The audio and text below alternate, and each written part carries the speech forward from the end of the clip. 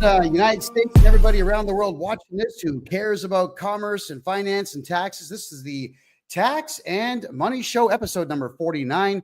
We have a special guest joining us shortly. That would be Rob Anders, the former member of Parliament for 18 years. Yes, this gentleman here is a banking expert, and this is the gentleman that I was working with. I think you all remember last year, Rob Anders and I, we are the ones that got you back your money for an extra 2 years. That's right. The banking, the Canada Federal Bank Charter Act, the Bank Act of Canada, it was going to expire this year on June 30th. And because Rob Anders and I did a series of 5 shows together, and you know me, I got a big mouth. I was telling all of you, do a bank run, get your money out of Canada, move it to Panama, move it to the States, get it gone, get it into crypto, do whatever you got to do. Well, you all know that the Royal Canadian Mounted Police, those not so lovely individuals, along with CSIS, the Canadian Spy and Idiot Sentry Agency. Well, I don't even know what it stands for. Nobody even knows who they are. They don't even carry guns. They even tell you on their spy website that they're not law enforcement. What exactly do these people do? They write reports, I think, to the government that get ignored, I'm sure. And they also watch this show and make sure that the federal government sees what we're doing. So when Rob Anders and I are talking about doing a bank run, well, obviously that gets back to Trudeau, and Trudeau went ahead and extended the Bank Act 2 more years. So you've got 2 more years to move your money safely. And Rob and I are going to talk about that tonight. Now, everybody knows that I now live in Panama. I live in the capital city of Panama City. I absolutely adore it here. We had 84 degrees today, sunshine, nice breeze. And I ate too much, as I always do when I go to the fish market. I had clams, I had shrimp, I had chicken wings. I had it all. And I had it all for less than $15. So I am ecstatic about my life here in Panama. I adore it here. Many of you are asking me, hey, what's going on with the riots in Panama now that Trump is taking over the canal? Well, where do we begin telling you what's wrong with that? What riots? What riots are we talking about here? I walk 10 kilometers a day in this town. I walk, it doesn't matter where in the city I go, I will go there. And we're talking the slums, the rich ends, the medium ends, the beach fronts. I go absolutely everywhere in this town. Nobody's rioting here. Panamanians only riot when their government is going to steal something from them, or when Canada comes in, because that happened last year. The Canadian mining company that wanted to absolutely obliterate the economy here and obliterate the environment here, the Panamanian people shut the whole country down and kick the Canadian mining company out. That's when they will start their protesting. No, what Panamanians do Thursday, Friday, and Saturday nights, they party. This is a city where car washes that operate as car washes during the day become nightclubs at night. And people show up with food and liquor and DJs. No idea where they come from, but they show up. People dance and party here all the time. And then we've got a week-long carnival taking place at the end of February, working its way into the beginning of March. This country parties, man. That's what they do. So no, there are no riots here at all over Trump's alleged threat to take over the canal. And that's not what he's doing, by the way, everybody. And the Chinese are not as influential here as you might think that they are. The Panama Canal here in Panama City has 4 cranes on the west side of the canal, and between 8 and 12 that operate at all times on the east side of the canal. And the 4 on the west side of the canal were built by a private, for-profit Chinese company. But they didn't own the land. They just owned the cranes. They had a deal to be able to lift stuff off of their ships first. That's all that it was. But thinking about it, there's no choo-choo tracks on that side of the canal. So there's no real way for them to move merchandise. I think it's actually a losing endeavor, if you want the truth, because there's a train track and a storage yard on the east side of the canal. And that train moves goods to the north end of the country or to the middle of the country. So this Chinese company is not very smart. I don't see where it was a winning move for them at all. What Trump was actually talking about is not taking over the canal. What he was talking about is the Chinese government's made a very big move worldwide to loan money at astronomical interest rates to countries around the world for infrastructure projects, knowing that these countries cannot pay those debts, and the Chinese would then take over the infrastructure that their fake money paid for. For example, almost every highway in Pakistan is owned by China now. Yeah, they own all the shipping routes, the vehicle shipping routes now in Pakistan, because Pakistan fell for this. In Myanmar, all of you know that I was in that Myanmarian war zone back in 2018, January 2018. The Chinese were building a shipping port in the city of Sitwe, a city that has only one traffic light within it, I might add. That city was then going to be taken over. The Chinese knew what they were doing. They were going to take the whole city over. The problem is, at the time, interim president Aung San Suu Kyi simply didn't have the balls to say no to the Chinese, because she's a Buddhist pacifist, sweet lady. I met her, I interviewed her, but she wasn't the one to say no to the Chinese. So the military junta, spelled junta, they got in there and they told the Chinese, no. That's what they said. No. But the problem is, everybody in Myanmar misinterpreted what the junta was actually doing. So it triggered a civil war between the Rakhine state, which is like their Quebec, and the eastern state of Myanmar. And then when the country was infighting, that's when the Islamic gangs of Bangladesh, they decided to make their move into the Rakhine state on the west side of the country and start slaughtering people again, because they were doing it when I was there, and they started doing it again a year and a half later, all because the military said no to China. Well, the Chinese government made the same type of deal here in Panama to build infrastructure. The 4 cranes we talked about, that's a private company. But the highway systems and the choo-choos and whatnot, yes, China was funding that. And now they are not, because Trump obviously made the appropriate threat in the appropriate way. But I don't think it's a threat. I think Trump made a deal. He's a businessman. I think that there's going to be a lot more money now coming into Panama because of this deal, where I'm sure the Americans are going to have to pick up the slack on what the Chinese will no longer be paying for. There's no war coming to Panama. Trump is not going to put battleships on the coast of Panama and launch rockets into this country. I live here. Do you think for a second a guy with my intelligence and my knowledge of politics in North America would still be right here on the shore, 800 meters away from the canal? If I thought for a second that Trump was going to put weapons on his ships and launch missiles into where I live, are you kidding? No, I'd be gone. Instead, what I'm doing is I'm staying here in Panama City, and I'm watching Americans flood into this town with lovely money. They're bringing lots of money with them. There is a complete and total influx of cash since Trump took office. So God bless them for it. Panama is doing just fine, and America is not going to own it. America is just going to do business. That's it. All right. So I'm quite thrilled to see what Trump is doing. But now it's time to bring in Rob Anders, our special guest, because we got to talk about digital currency. And we do have to talk about Chinese influence around the world, along with Canada's, lack of influence around the world now. We're going to talk about everything that Canadians and Americans and even Panamanians need to consider about their money. Rob, welcome back to the show. It is always an extreme pleasure to have you here. Thank you so much for joining us once again.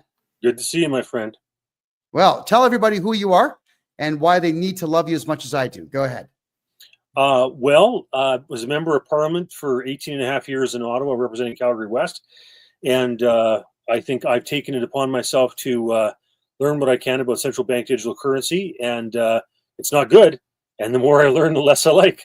So I've been doing my best to try to warn people about it. And I was just reading a report today that the Justice Center is going to be putting out about it, warning people about the threats that central bank digital currency has to their privacy, their security, their freedom. So yeah, we're beating the drum on it, and I'm always happy with Ben Clausen or John Carpe or anybody else who wants to join the discussion and talk more about this.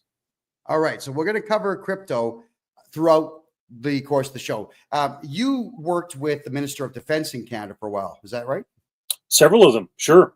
Whether it was Peter MacKay or Jason Kenney or Liberals, etc. Yeah, John McCallum, etc. Yeah, etc. All right, now just talk to me a second here. The Minister of Defense in Canada, what do they actually do? Well, a lot of them are just figureheads, to be honest. When Art Eggleton, for example, was Minister of National Defense, I actually felt really sorry for the brass that would come to visit him. My office was on the same floor, third floor, West Block. And, Art's office had a lot of those kids with, kind of green and blue and, whatever hair going on and lots of piercings and stuff.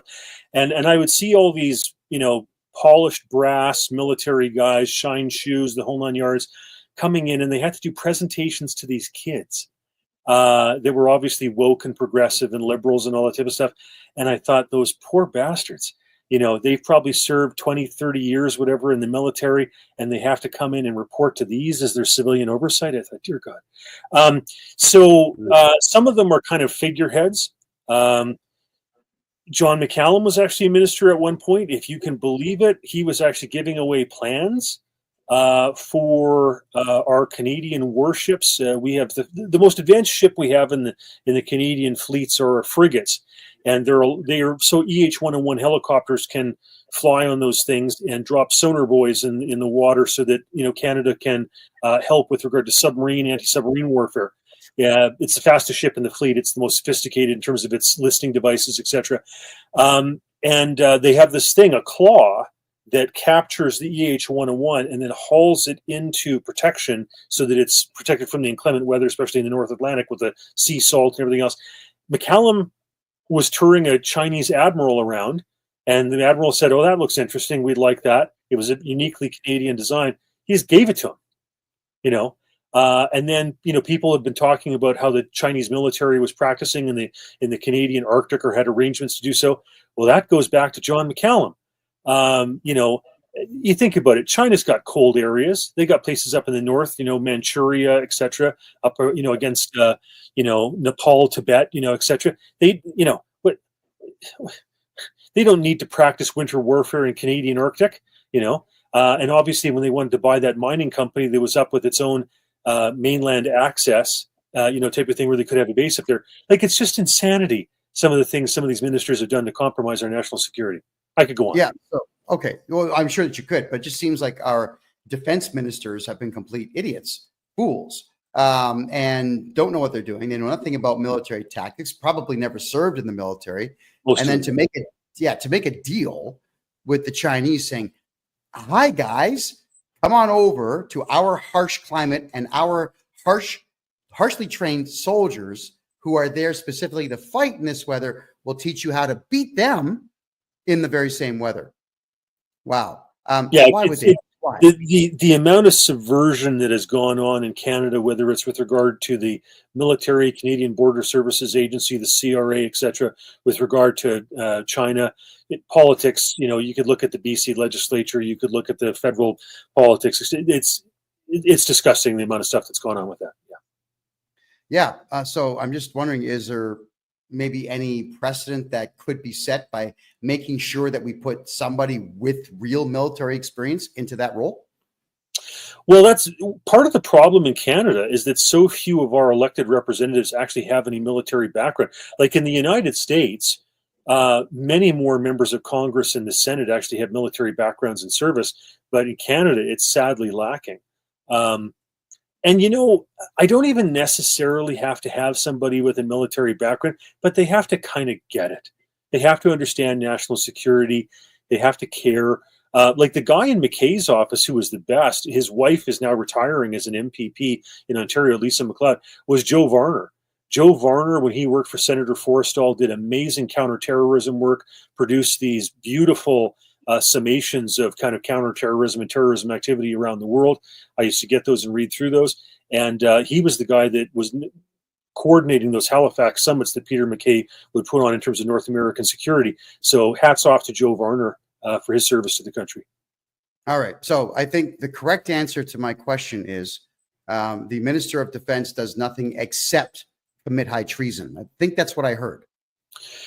Yeah, well, there's, I mean, there's recent ones where they were put in, I think, largely for the issue of gender and the idea that, there were women who, had complaints about the sexual harassment, etc. And it's a legitimate concern. Don't get me wrong; it's an issue. But surely to God, we put in ministers for more than just that.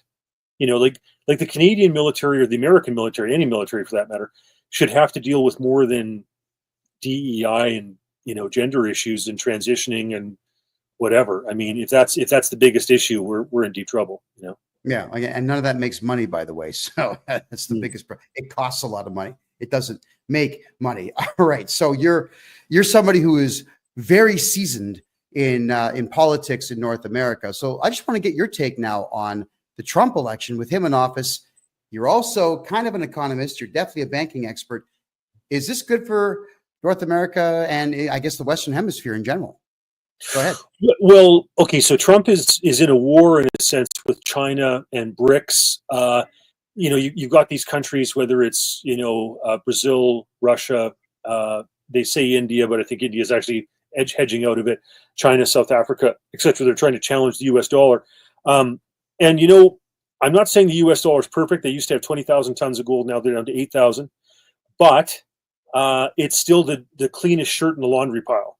And BRICS is a terrible scenario to go with. I mean, could you possibly trust the Chinese by telling you what they have in terms of gold reserves? And the Russians, of course, are spending most of it in Ukraine, so you can't trust them. And if I'm China, I'm sucking every bit of gold out of Russia for drones and missiles and whatever else I can get out of them. So I'm grateful that the Trump is battling that.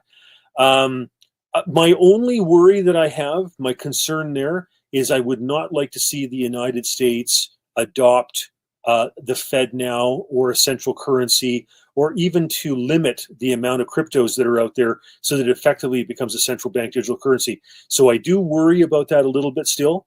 He's certainly better than Kamala Harris and Joe Biden or whatever with regard to that. But that is a worry. Like Europe, for example, I just saw today. I'll be putting out some stuff about this shortly. But the European Union is looking to introduce its own central bank digital currency in October of this year, and that's a terrible, terrible idea. So I'm grateful that there are European politicians, conservatives, nationalists. I imagine the Geert Wilders and the Melonis in Italy and whatever that'll hopefully be fighting that, because it's a terrible situation for Europe to go into. The EU. The euro is already problematic enough. You've got 20 plus countries with 20 plus variables. That's 400 to 500 variables to try to figure out the value of that currency on any given day. Let's face it, Portugal, Italy, Greece, and Spain, they call the pigs in terms of their debt situations. Meloni, at least to her credit, is actually buying up gold to provide a bullion reserve for the Italian situation there. But their banks. But it's bad. And Brexit, Britain's out. Germany is the one holding the bag with the election of the Alternative for Deutschland. They want out. They don't want to be holding the bag and paying the bills for Europe. So the euro is going to be in trouble. And I think what the European central bankers are thinking is that they're going to switch over to some sort of European central bank digital currency. But it's not the right answer. The right answer is to actually look at a fractional reserve and go back to something based on precious metals. Yeah, well, I've often said the same thing, but here's the problem. Going to, I guess, a gold-backed currency is, like you just said, we have no clue how much gold any country really has. I mean, just because Wikipedia says that the Americans have 8,000 to 9,000 tons of gold, does it mean it was reported properly? Was the page vandalized? We don't know. So yeah. Let's just talk Canada, for example. I mean, in the 1960s, we used to have 2,500 tons of gold. If we had just kept it, hadn't added a single ounce, we would now have the third largest gold reserves in the world after the United States and Germany. China used to claim 3,000 tons, but they've sold off a bunch. They have economic troubles, which I'm sure we'll get into. Oh yes. So, so yeah, in Canada, we're still supposed to have a bunch of gold from the Netherlands and Belgium and some of these other countries. Ironically, despite the fact that we sold off all of our gold bullion. So yeah, there's a lot of countries that have unaudited gold reserves. That's an issue for sure. Oh boy. Well, see, it's trust. And I think at this particular point, we've been lied to over this COVID thing for 4 years. It shut down economies all over the world. I'm actually seeing it here too, Rob, is that the office towers here that were full in the year 2019 are all 80% empty now. So if you want to invest in Panama, now's the time. You could buy a whole building for maybe 17, 18 million bucks, turn into high-end condominiums. And, hey, anybody who wants to invest in a hockey rink down here, I can guarantee you it'll make 12 million bucks a year just in public skating and only 12 hours a day. We've done the numbers. There's all kinds of investment opportunities here, folks. But it's sad that all those office towers are sitting there empty. And Panamanians, they're in general, they're very polite people. They're not all out go-getters and say like, buy now, buy now. They don't do that. So they're scratching their heads wondering how it is they can fill these towers. I'm here helping them do that. And of course, you know what happens, Rob, when guys like you and I come down to countries like this to invest, stop exploiting poor people. Hey, are you kidding me? Panama is not a poor country, people. Like that canal alone, Rob, just in the fees for the ships to go through the canal is 4.5 billion bucks a year. All right. That's just opening the locks and letting them through. That's not including the storage and the shipping and the side grease deals that go on. There's money galore coming here. It's not a poor place, people. But at the same time, they don't trust anything here except for the US dollar. Isn't that interesting? Panamanians actually, and Colombians are the same way, and so are the Nicaraguans. They don't trust any form of currency except for the US dollar. The Costa Ricans are the exception. They love Bitcoin, but everybody else wants US. Maybe you could reflect on that. Go ahead. Yeah, well, I'm with Charlie Munger. He's unfortunately deceased and passed away, or Warren Buffett. This is according to them. They said if all the Bitcoin was offered to them for $25, they still wouldn't buy it. And the reason they said that is because they said there's nothing back in it. It's, if you have an electromagnetic pulse, for example, poof, that stuff's gone. So, I understand, that in Holland centuries ago, people got really excited about tulips, and there was a tulip bubble. And I accept that, once upon a time, salt, was used to preserve meat. And so the word salary comes from salt, right? Seashells have been used as money. So barley was the first form of currency because you could flood out the fields, in Egypt in the Nile, and the salinity wouldn't affect the ability to grow barley crops. So, there's other things that are used for currency for sure.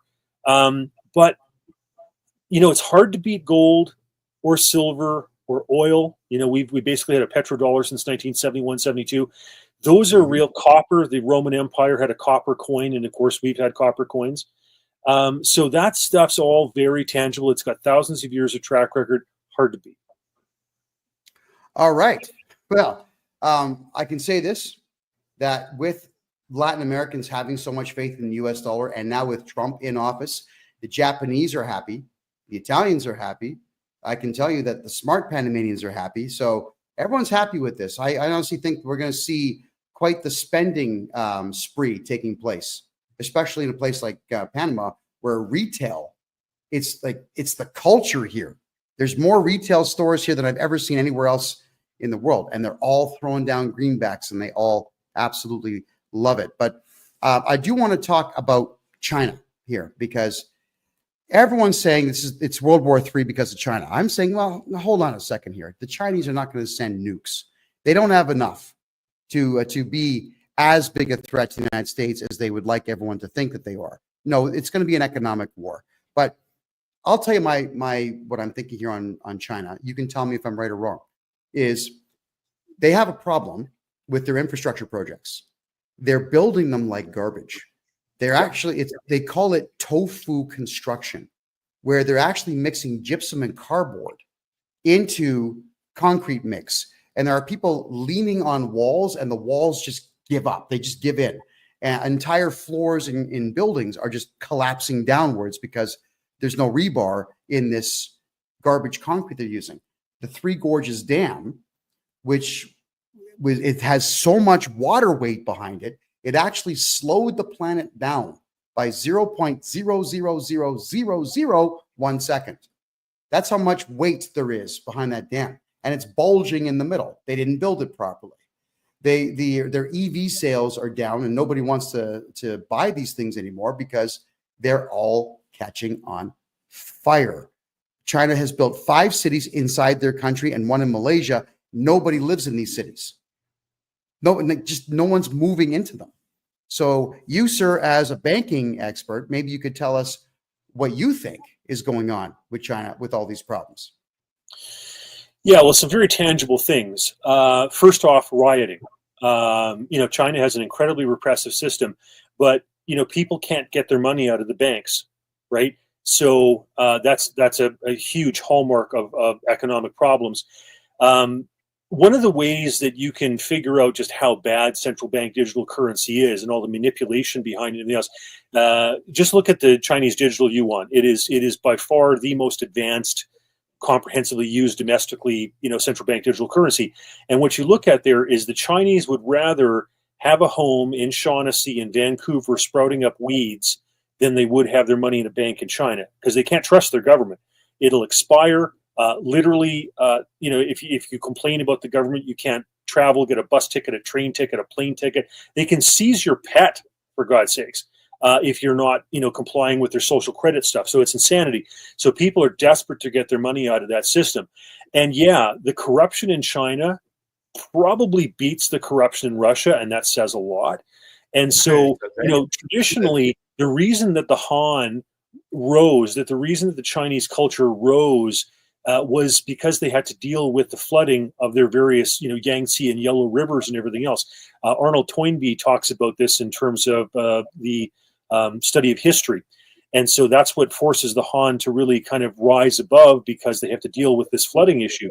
Well, if the Three Gorges Dam goes, and it's looking like it will, that is a massive economic, political, everything catastrophe, humanitarian, whatever for China, and it'll set them back tremendously, no doubt about it. Well, certainly. All right, now they're also spending a ton of dough in China on building islands in the South China Sea because of the 200 nautical mile distance. You own the ocean 200 nautical miles off of the coast of your country. It's difficult to judge when countries overlap. But Chinese are out there building islands, declaring them Chinese territory, and now that 200-mile radius expands, and it goes right into Taiwan's and the Philippines and Vietnam's water space. So they're putting money into this, and while they're doing this, they're building buildings that fall apart, and they're building towns that are sinking into these inexplicable sinkholes. What could they possibly do to actually be part of the world economy now that Trump has made the deal to get them out of Panama, and the rest of the world is realizing the Chinese stuff sucks? I mean, let me hear it. Well, once upon a time, China had the benefit of having some of the lowest wages in the world. But now Mexico is actually cheaper than China wage-wise. So tons of companies that have gone over to China and have been screwed with in terms of copyright, trademark. You think of pharmaceutical companies like Bayer, et cetera, going over there, hoping that they were going to get a good deal on labor, and knowing that they only had like one official to bribe, as opposed to India, where there were multiple things, because it's kind of a more diffuse culture and more reliable energy or whatever. But the problem is that the labor costs have gone up, and you got to ship it across a whole ocean. So if you can, set up a deal where you're manufacturing whatever it is in Mexico, you have far greater proximity to the United States and just broader North American market. China's got troubles. China's got problems for sure. Whether it's just massive corruption. One of the biggest problems, obviously, is just the Chinese Communist Party. I mean, that desperate structure trying to hold on to power that watched as Nicolae Ceausescu was literally strung up in 1989 when the wall came down. They're desperately trying to hold on, and it's holding them back. It's almost a feudalistic type of structure economically, where unless you have connections to the Chinese Communist Party, you don't flourish. Right. I could tell stories about the stuff that I saw when I was in, Dubai, for example. With Chinese goods that were being sold over there that told you very clearly where they stood in terms of supporting terrorism and that type of thing. They've got troubles for sure. Okay, so do we just sit back and watch them implode, or do we have to worry about the fact that there might be some type of conventional or tactical nuclear war between the two? What are your thoughts? Well, China, it kind of vacillates between overly emotional and very, very long-term thinking. So one does have to give credit, because Asian culture generally thinks over very long periods of time. They can be more forward-thinking about that, and they don't have to worry about elections. They don't have them, right? So they can just implement their 5-year plans or whatever and, go thumping along. But there are times when they get overly emotional with regard to how they're going to deal with something. And that's where they differ somewhat from the Russians, because the Russians are, much more a chess playing, kind of longer term, longer thinking, less of a short fuse culture generally. I think that China will. It's a brittle structure, and I don't think that has a long-term stability to it. I think that there will be trouble there, whether it's just, for example, in terms of the currency, the economy, the labor rates going up. I think all those things are going to pose real problems for them. And I think that, Trump and Steve Bannon and those folks very seriously taking into account the threat that China is. There are threats, in terms of, say, for Islamic terrorism, Russia, irredentism, whatever. But if you look at how proactive the Chinese are, for example, in terms of space-based weapons, their wizards-based weapons and stuff, I think, the United States rightfully sees them as a greater threat than some of these others. And at least Steve Bannon and other people, like some of their naval intelligence people, understand that. And if Trump takes action on that, and maybe even deprives them of, say, for example, favored nation status in terms of trade, that's going to be a serious problem for the Chinese. Well, if America just stopped letting Chinese ships dock in their ports and stopped allowing Chinese goods to be sold, I think that would absolutely crush them. The Americans are the number one consumers on the planet. I mean, the best part about Americans, and God bless you Americans for this, I love you for it, is if you like something or someone, you break out the cash and you just dole it out. You'll get more of it. Very much opposite the way Canada functions, which is why I'm not in Canada anymore, people. I just couldn't stand the idea that I'm a public figure in Canada for 8 years now, and you don't make money there, like nothing, right? So America has that. And if you're able to break into the US market, you will be wealthy, just because they've got 370 million plus people in a consumerist economy and culture. Do you think that Trump is going to stop their ships from going to port? Is this something that he's considering? Well, I think it makes sense to try to repatriate a lot of American jobs or businesses from China back to the United States, or even to a surrogate, in a sense, like cheaper labor in Mexico, because the violations that the Chinese do in terms of copyright and trademark are just ridiculous. What's common over there is they'll bring a business in, promise them cheap labor, access to, seaports, cheap electricity, etc., whatever. The business will set up. They'll very craftily set it up so that, the managers are actually Chinese, and that you're not allowed to export any profits. And then businesses have to be very slick about how they, say, for example, take a part that is overvalued and export it so that they can take the money out, in a sense, through goods rather than cash.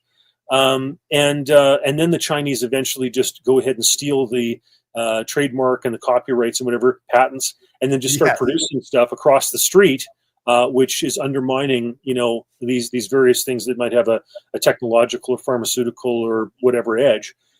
So I think that'll come back to burn them. I think a lot of these companies will have seen that, they went over there dreaming that they were going to have access to this billion-person market, and it turns out that's not really what happened.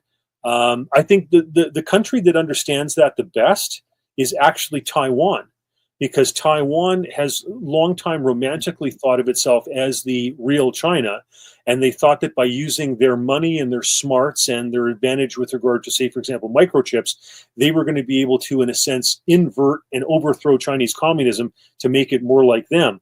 And instead, they just watched their money disappear over there, and their own security be eroded, subverted by the mainland Chinese. So if you want to learn from anybody about how that doesn't work in terms of this billion-person market, it's the Taiwanese. They could write books about this stuff. It's funny that you say that, because we used to crack jokes when I was a kid, back in grade 2, grade 3. We're talking the mid-1970s, that every time you saw some kind of junky toy or some novelty, it was always made in Taiwan, always. Right. And, we as kids, we didn't know where that was, didn't know what it meant. And we would listen to my father, my uncle, whatnot. The damn Taiwanese, because nobody knew. But I'm thinking back to my son contacts me saying, "Hey, Pops, I found all kinds of your old toys from the 70s. I said, "Oh yeah, where was it made?" "Taiwan." And I said, "Show them to me." I'm thinking that's all the highest quality stuff I had. They used to make dynamite stuff back then. So I guess you're right. The Taiwanese tried to sell their products to the Chinese, but the communist government doesn't allow free enterprise. And the Chinese government's building junk all over the country in the way of infrastructure that crumbles. And they are repressing the people something fierce, to the point now where you're not allowed to be rich for a long period of time. It's a new trend they've got going on. The Chinese will say that if you're famous, you're only allowed to be famous for a short time, and then they'll just remove you. They'll kill all your social media and remove you from the spotlight by force. There's no free market enterprise there at all. So this Xi Jinping guy, who's in charge of the country, who's got this massively weak ego. When you call him Winnie the Pooh and he lost his mind, he banned Disney movies in his country because people called him Winnie the Pooh. This is the guy that's in charge of your country. So where could the country possibly go with this? Yeah, well, these dictatorships are always so brittle, right? So you've got this control freak, and you can't. How do you have, whether it's 1.3 or 700 million or whatever statistic the Chinese are pushing out there these days? You can't have that large an economy that's all dictated and run by one man. Like it's insanity. And Russia's facing the same type of scenario, right? Like it's a terrible design. Right. And so, yeah, that will not go well. Like that's not going to end well. It's a brittle system. And when these dictators die, there's always a power struggle. And so that's going to be ugly, both in Russia's case and in China's case. It's probably good for Ukraine. Like if Putin was to kick the bucket tomorrow, all of a sudden there'd be a power struggle in Russia, and they would be so internally focused that they probably couldn't, tie their shoelaces together with regard to what they're doing in Ukraine, and that would probably end that. So, good for Ukraine if Putin kicks off.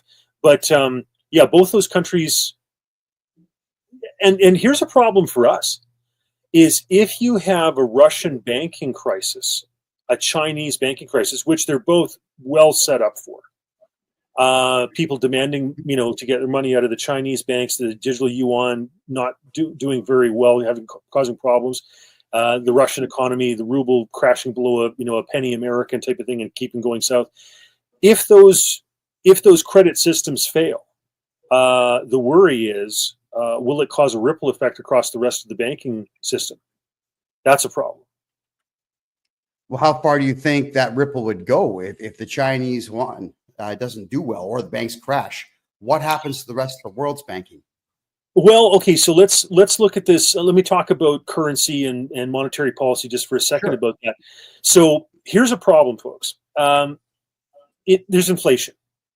And if the governments actually go ahead, the central banks actually go ahead and raise interest rates, they kill themselves. Like you can raise interest rates for a month, maybe 2 months, but you probably can't keep it going for 3, because if you do, it kills your ability to refinance your own debt, makes it too expensive, and bankrupts the country. Problem. So all you can really do is raise interest rates for a month or two and then bring them back down so that the refinancing of your own debt doesn't strangle you. Now, if there's an economic downturn, China, Russia, our economy, okay, normally what you do, Keynesian economics, etc., whatever, you cut interest rates to stimulate spending.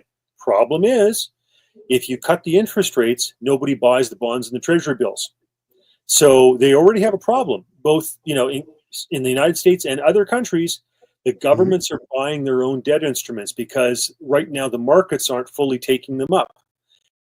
Normally, what should happen is the brokers go, oh my gosh, the treasury bills haven't been bought. Problems, panic.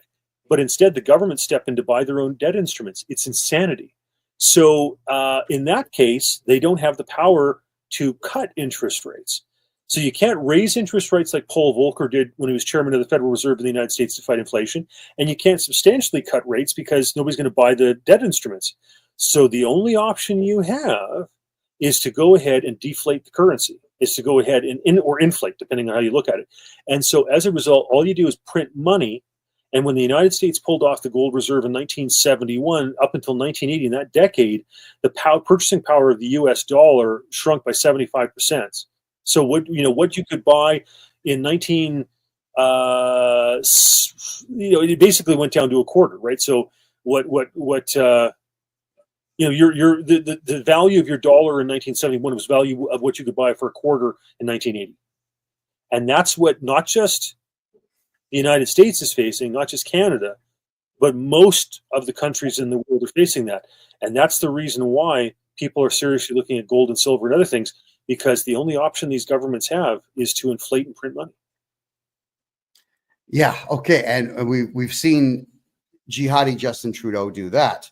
How could Canada, which it had a surplus of $10 billion when Harper left office and Trudeau came into office, and with a country of 40 million people where 11 million are not working because they're unskilled foreigners that just showed up with nothing and they've been given everything, how could you possibly pay that debt?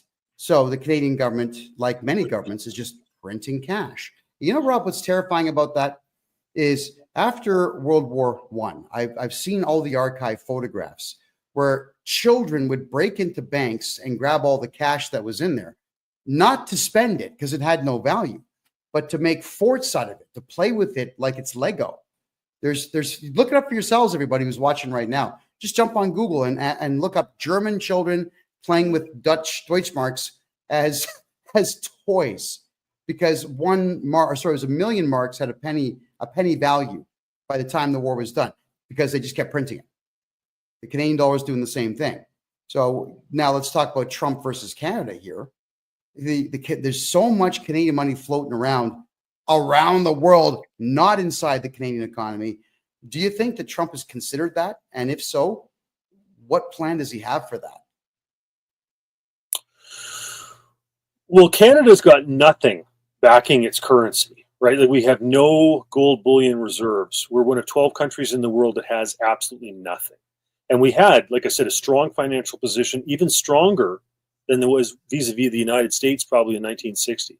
Canada used to have a free banking system from 1817 to 1914. We were the best banking systems in the world, but now we're in serious trouble. So, there's been this, threat of tariffs, which really was because Trump wanted us to fix our border security issues, et cetera, blah, blah, blah. But, if he just pulled a Millet, and if he cut stupid spending in the United States and got rid of woke progressive programs, what would happen is money would flood into the United States, including Canadian money, a lot of it. And our dollar would slump. The only thing that Canada has going for it is our beautiful trade relationship that we have with the largest market in the world, the United States of America. When Mulroney was in and conducting the free trade agreements, 80% of our trade was with the United States, foreign trade. Now it's about 60%, which is still a massive chunk.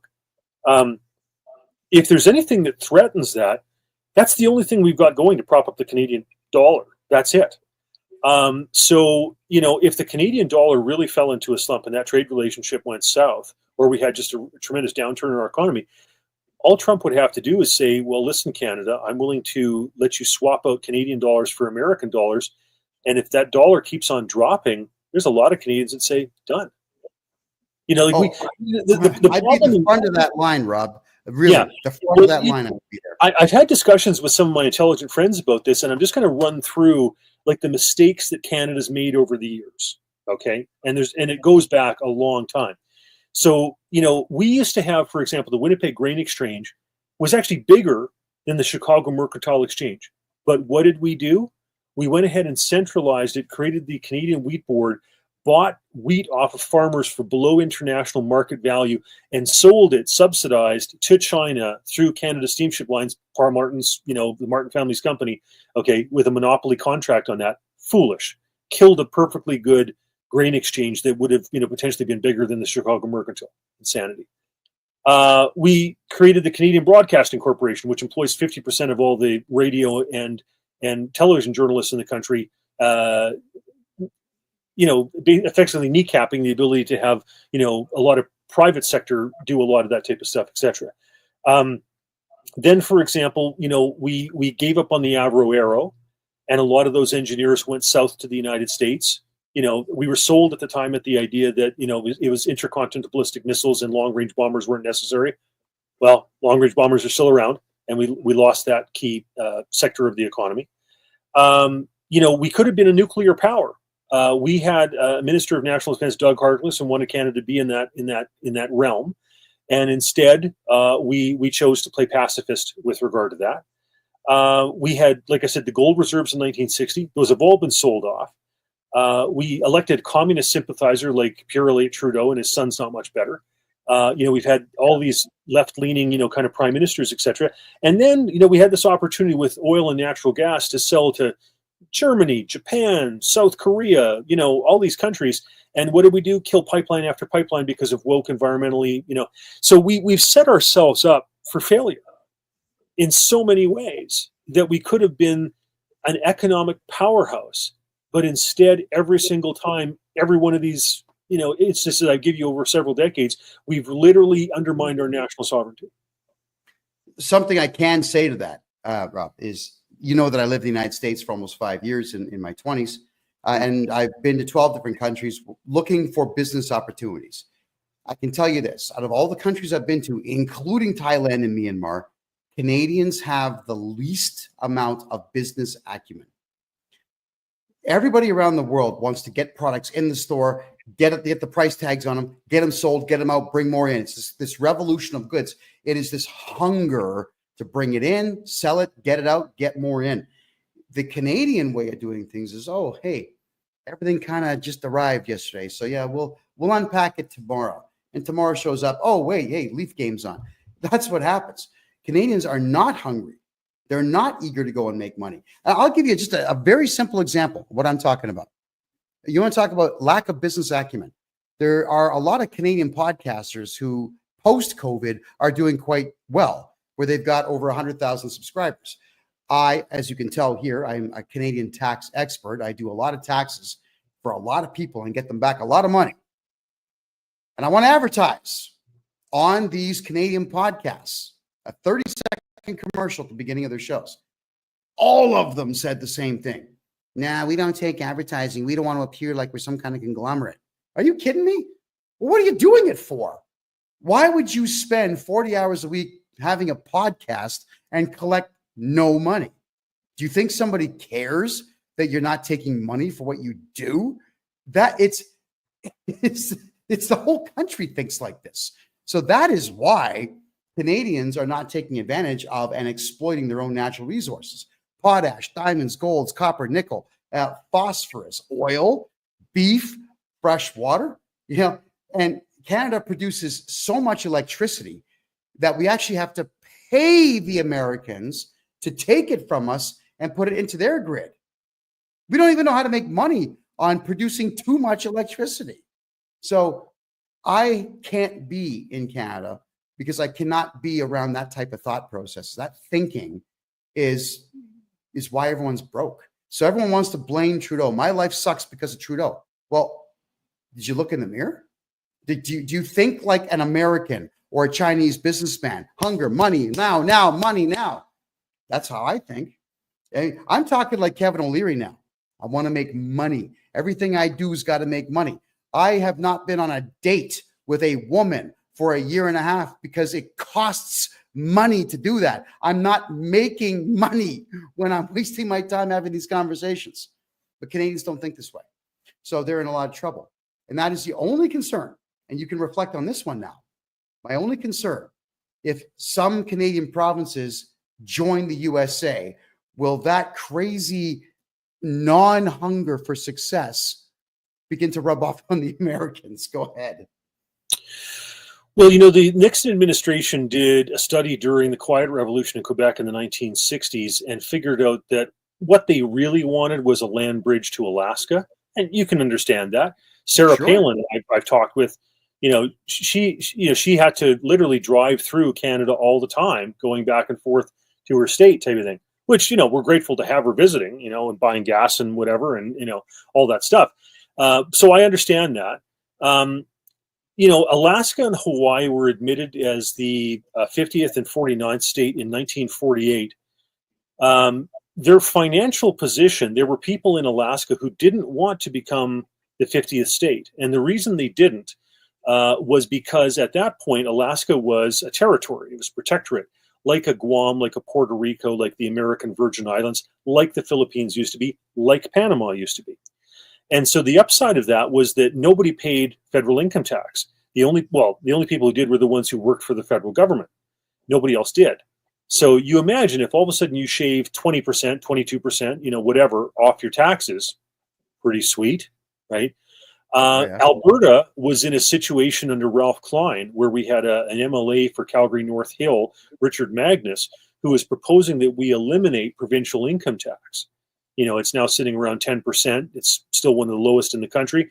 But if we eliminated that and just had oil royalties, for example, that would put Alberta, if you didn't have to pay federal income tax and you didn't have a state or territorial, whatever, provincial income tax, all of a sudden, Alberta would be the lowest tax jurisdiction in North America. It would be lower than Wyoming and lower than Alaska.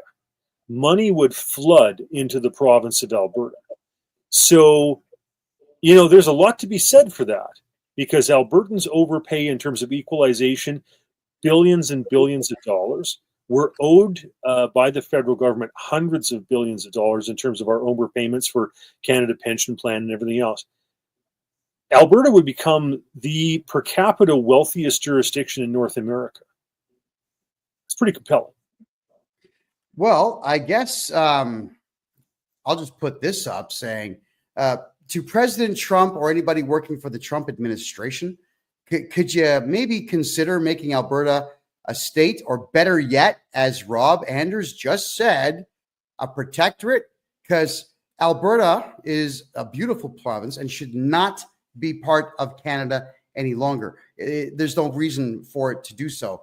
And I still have my Alberta driver's license. So should a protectorate situation happen, I'm an American national that same day. And for all the Americans watching right now, I'm a Canadian citizen who had to escape, didn't just leave for fun. I had to escape communist Canada because there were 7 attempts on my life as a journalist and 7 months of prison time for just telling stories online that I could back.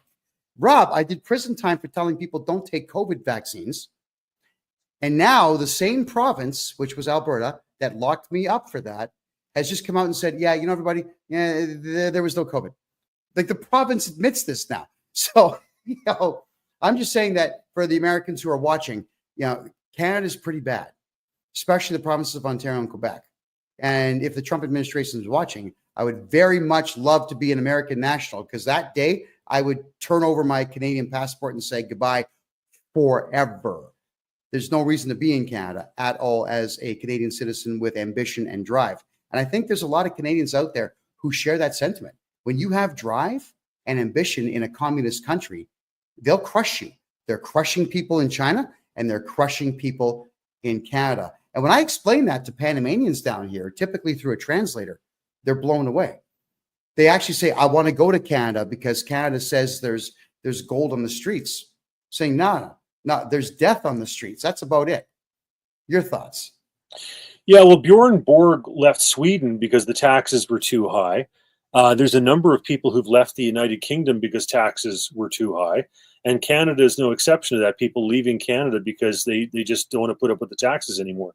No, it's a very sad scenario.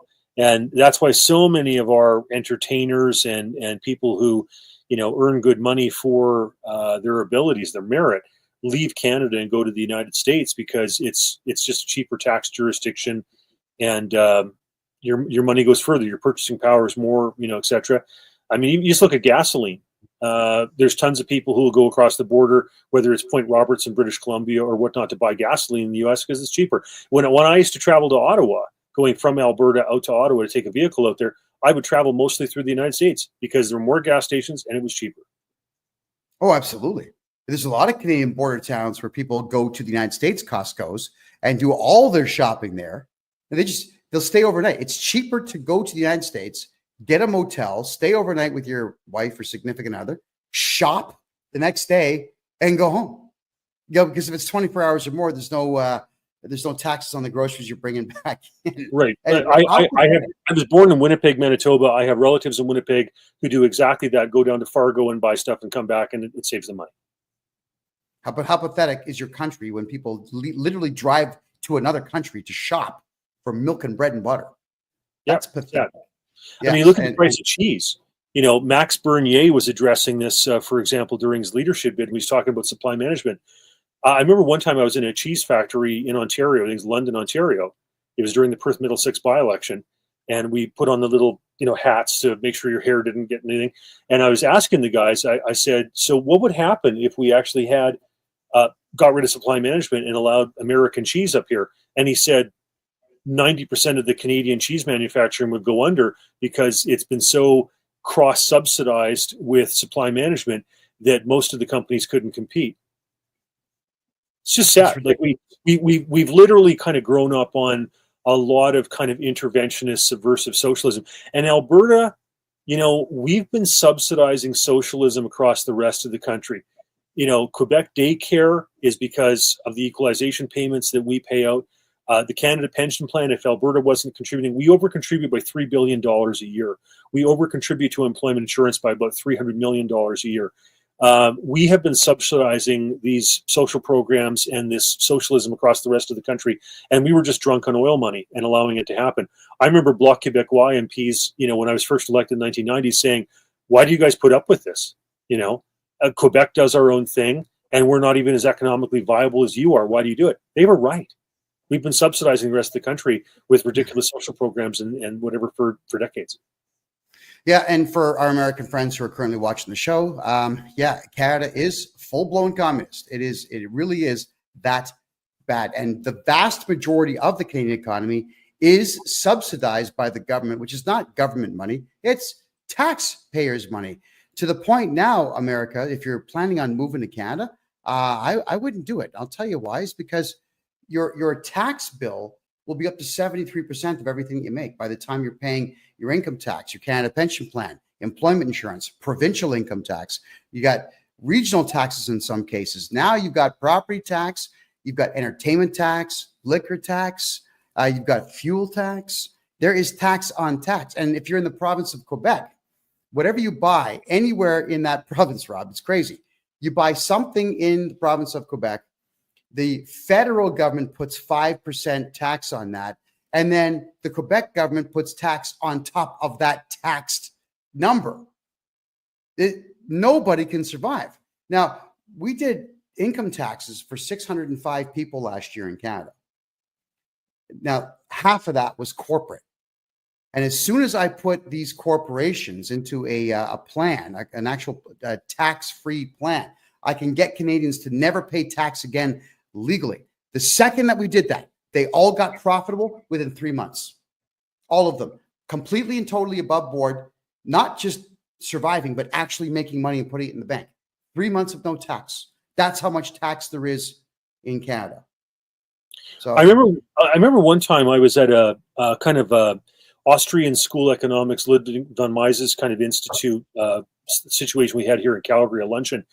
And there was one of the Johnston brothers presented this, and he said, in ancient Rome, when they were trying to crush Carthage, they imposed the heaviest level of taxes in the ancient world, from which they thought Carthage could never possibly recover, and that was 10%.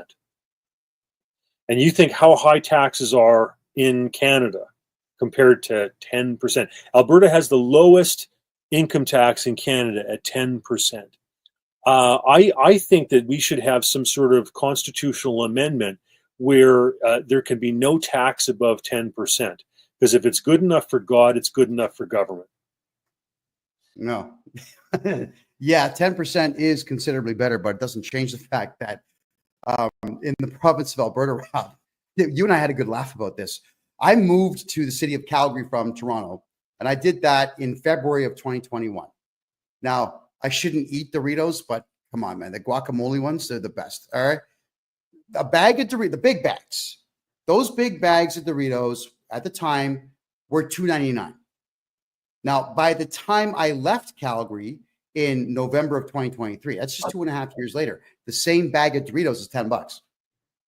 A roasted chicken is between $25 and $35, one. And I am buying 5-pound chickens here for roasting at $2.80 a piece in Panama. A whole chicken, not just a little chicken breast thing that's sitting in a roaster. So, yeah, Alberta might have low taxes compared to the rest of the country, but the food prices are ridiculous. And it's all artificial. There's no reason for it to be that high. So here's a question I've got for you in reference to high prices. When you look at a house in Toronto or Vancouver, they're garbage. They're built like crap. But they're $1.5 to $2.5 million for a 2,000 square foot house. But compare that to Houston or Dallas or Austin or even the Tampa Bay area, same house is $250,000. Now, you and I both know that the entire housing market in Canada is inflated deliberately through money laundering.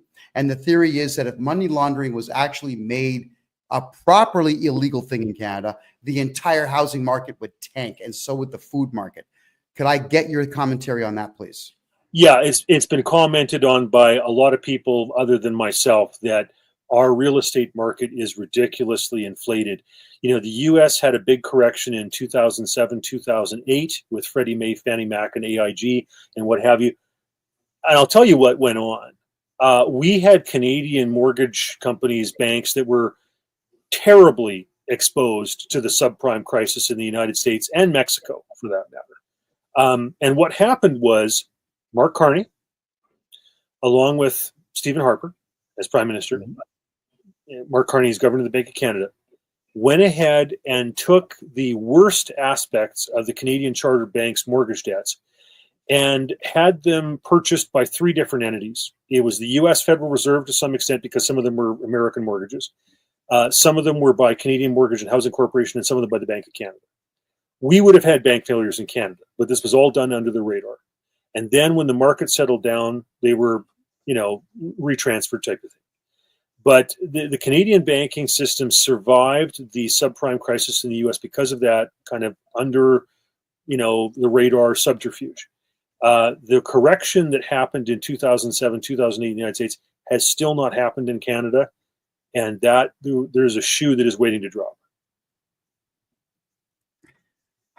So imagine, this is one I've actually been thinking about here. Imagine Donald Trump, who actually is entirely fed up with the entire Canadian government, all of it. Imagine he finds a way to stop money laundering in Canada. How quickly would the housing market crash in the entire country?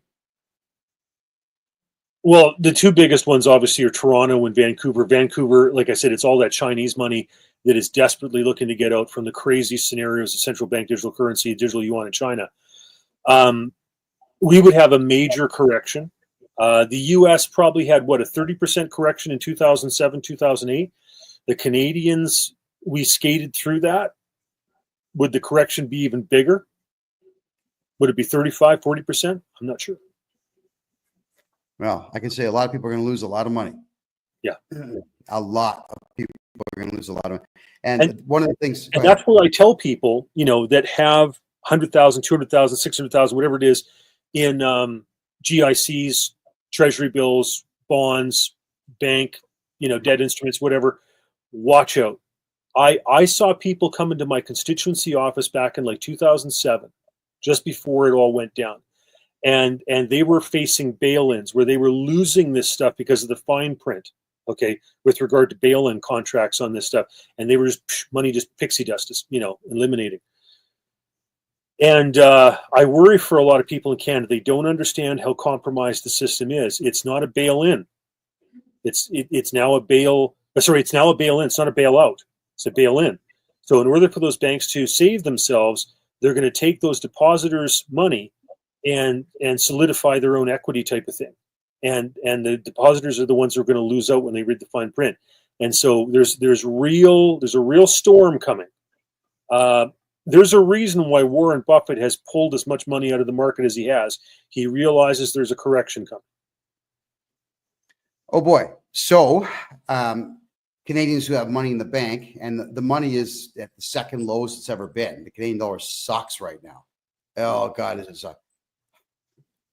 What are the chances it could crash before the Bank Act expires in 2.5 years? Any idea? Well, I think what that's predicated on, and I've said this, just previously tonight, if the Chinese have a dam break, if the Russians have an economic collapse, it's going to cause ripple effects throughout the Forex exchanges. The euro is precarious. They're living on borrowed time. Portugal, Italy, Greece, Spain, the massive debts. Britain's pulling out of it because they don't want to hold the bag. Germany, Frankfurt, the bankers in Frankfurt are pulling out because they don't want to hold the bag. The euro, in my prediction, will collapse. Margaret Thatcher was exactly right back in the 1980s when she said that the European common market made sense because you could buy Czech crystal or British cod or German steel more cheaply because it wasn't paying tariffs to those various countries. That made sense. But the lack of controls and the idea of a European common currency didn't make sense. She was right in the 1980s. She's just as right now. And that will collapse. I just wish I knew exactly when, because you could buy puts and make a fortune. All right. So we should probably have a financial advice show coming soon. What to buy to avoid the crash. That's not a bad idea. Oh man, it's a lot to, this is a lot to take in, obviously. And really what's going on here, Rob, is that you're hitting me and the audience with the same amount of information that I'll hit my clients with in the 1 hour consultations that I do. And it's truly mind-blowing how little we all know about the financial markets in the world and even what money is at all. So how can we help people here? Is there anything that you and I could say that's magical right now to help the average person comprehend all this? Yeah, well, I'll take some of the stuff out of the report that I read today from Justice Center, right? Use cash, keep it alive. Because, if you get to a situation where banks don't want to distribute or stores don't want to let you pay in cash, that's a big problem, folks. As well, you can't get around precious metals. Brett Oland and I have talked about this. He gets it. He's one of the adults in the room with regard to this stuff at Bow Valley Credit Union in Alberta. Alberta should actually have its financial institutions commit to 1% of their assets in gold, silver, maybe copper, oil in Alberta's case, etc., because it's real, it's tangible. Right now, it's based on nothing, folks. There's nothing backing it at all. And if the Canadian dollar continues to drop, it's a disaster waiting to happen. So it's hard to get around precious metals. Weimar Republic Germany, when they started to inflate money, which I said before is the situation all the central banks are in. They can't raise interest rates really to correct inflation. They can only do it in a posturing kind of way because they'll bankrupt themselves. They can't cut the rates because people won't buy their debt instruments. So all they can do is inflate. And that's kind of the Weimar Republic situation they were in, after World War I. So what did they do? They were actually breaking up gold and silver chains so they could buy bread. Little links of gold and silver were what they were using as real currency. So it's hard to get around that, folks. Even the Soviet Union, when they tried to get rid of cash, when they nationalized the banks with the Gazbank in 1917, I have an example here. This is what a Russian silver, a Soviet kopeck looks like. They had to revert to this in 1921 because they had 1/13 of the Russian population, 10 million people starving to death. Okay. And in 1923, they had to revert to gold because nobody trusted the Russian banking system. That's how bad it was. That's what it comes down to, folks. That's where it goes. Okay. Rob, we got folks on Kick here and on TikTok who can't see you. They can only hear you. Could you just remind everybody who you are, please? Go ahead. Sure. Rob Anders. I was a member of Parliament for 18 and a half years in Ottawa, represented the riding of Calgary West. And I've just gone down the rabbit hole of central bank digital currency in the last few years and put out, lots of emails about this stuff, and just reviewed a report today that was put out by Ben Clausen from the Justice Center on this. I'll be doing some other podcasts coming up with Sharon Polsky, who is one of our people involved with privacy matters in Canada, and also I've done some stuff with Brett Olin with Bull Valley Credit Union. He runs that. Okay, fantastic. So I also want to tell everyone this. Rob Anders was incredibly helpful when I was running for mayor of Calgary. You had me and a few other candidates for our city council come on over, and you educated the hell out of us on the right way to dress and the right way to present. And Rob, it was unreal. You gave all of us a 45-minute section of your lecture on suits worn by leaders around the world for the psychological impact. Maybe why don't you just tell people a little bit about this? Because the one common denominator was the most successful politicians out there all seem to have blue suit, white shirt, nice colored tie. Let's hear it. You're a former politician. What's the deal with that? Well, okay. So basically, if you have the same color that goes, for example, from your shoulder down to your heel, a more traditional suit, as opposed to just like a sport jacket and pants, it's a solid color, right? It has a solid, look. I remember we were taught when I was just getting involved with the Reform Party and doing question period in the House of Commons that young guys would want to wear solid, light absorbing colors like cashmere, etc., because it sucked the color in and made you seem more solid. But for older guys in our caucus, like say, for example, John Reynolds, who had been elected, back in, an earlier iteration and returned to the House of Commons, you could get away with more silk and stuff because it kind of gave a youthful, ambiance or vibe to it, etc., whatever. As well, you wanted to, either have a light blue shirt or a white shirt, because that's Beau Brumel's thing about having the clean linen. And your ties, if you look at U.S. presidential debates, a lot of these guys are, governors, senators, etc. You'll see a lot of them wear a red tie, solid red tie, because it seems to be the one that women most gravitate to for that. The black suit is kind of like the clergy, and other examples that you could use. There's some military outfits that are like that. For the blue, it's a classic thing in terms of the police and the military. The gray, once again, there are some militaries that use that, whether it was in the U.S. Civil War or the Germans, etc. So there's certain colors that connotate those things. Bankers will judge you when you go in for applying for a mortgage or a credit card based on whether or not it looks as though you care about your image to the public. And therefore you will care about whether or not you are in the media or whatever about not paying your loan or your credit, etc. So, the smaller the pattern on your tie, for example, like a pin dot as opposed to a larger kind of comical polka dot, stripes, the rep ties that the English are famous for, the regimental ties. All these things factor into the image that people see of a politician or a banker or what have you. And the fact that you were able to lecture us for 45 minutes on this with a slideshow showing us the fashion follies out there, gray suits with pinstripes, which did look terrible beside the blue suits. We start to understand, and the reason I brought this up is we begin to understand how easily we are manipulated with just some guy wearing some cloth on a stage. So now, is there any warnings that you would like to give to the public about maybe not giving too much power to what you see and hear on the media? I got to hear your thoughts on that one. Yeah, so let's take Mark Carney for example. Tell everybody who Mark Carney is, because we have Yeah, Americans in Britain watching. sure. Okay, so Mark Carney was the former governor of the Bank of Canada, hired by Stephen Harper, then hired by the Bank of England, and is now running for the leadership of the Liberal Party of Canada.